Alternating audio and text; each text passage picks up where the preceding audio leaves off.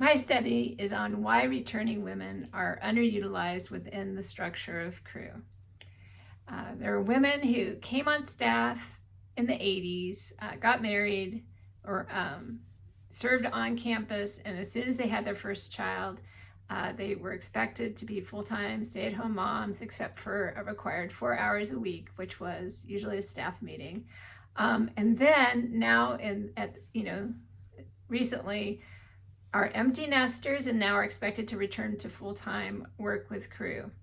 They are either underutilized, they've left staff, they're being utilized, or some of them are just choosing not to be involved and they're still on staff. And so I was trying to figure out why. The research questions are, what are these women doing now that their children are out of the house? How does this line up with current HR policy? And what caused these women to be separated from the leadership track during the years before the kids were no longer at home? And looking at that, I studied a few things about the history of crew.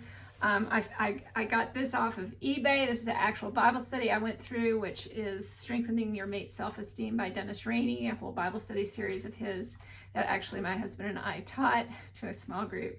But all the women that I talked to had been exposed to this. Korean Family, which is a secular book, talks about greedy jobs, which I would define as the jobs of LTL within crew, which is the local team leader, which requires a lot of time, but is the gateway to advancement within the organization.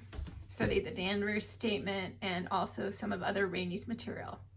I interviewed 6 women in hour-long interviews, asked them all the same 12 questions to get a oral history of their experience and training and education and what they're doing now, their timelines.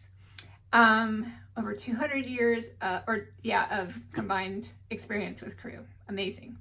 Most of them were very selfless. They're like, I'm doing this for the Lord.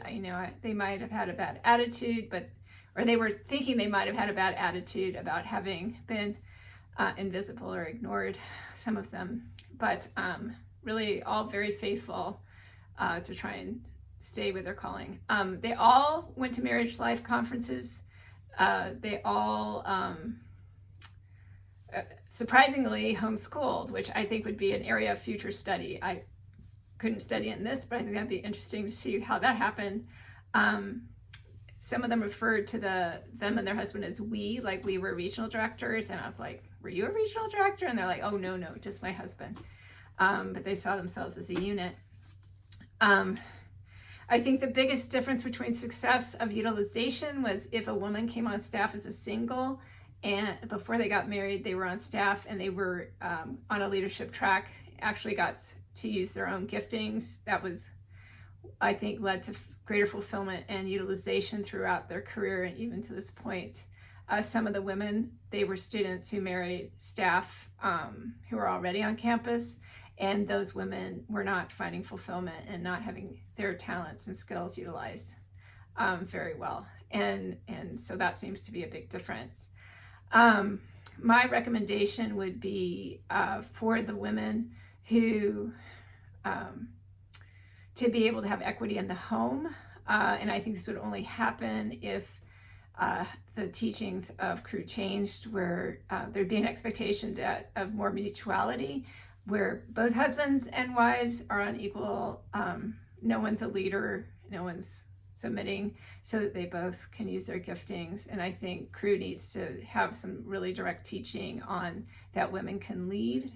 Claudia Golden, who wrote this, actually says equity in the home is a greater importance, even if policy changes and teachings change within crew. I think the women will be forever limited by their husbands within the structure. This is what Deidre shared with me, one of my interviewees.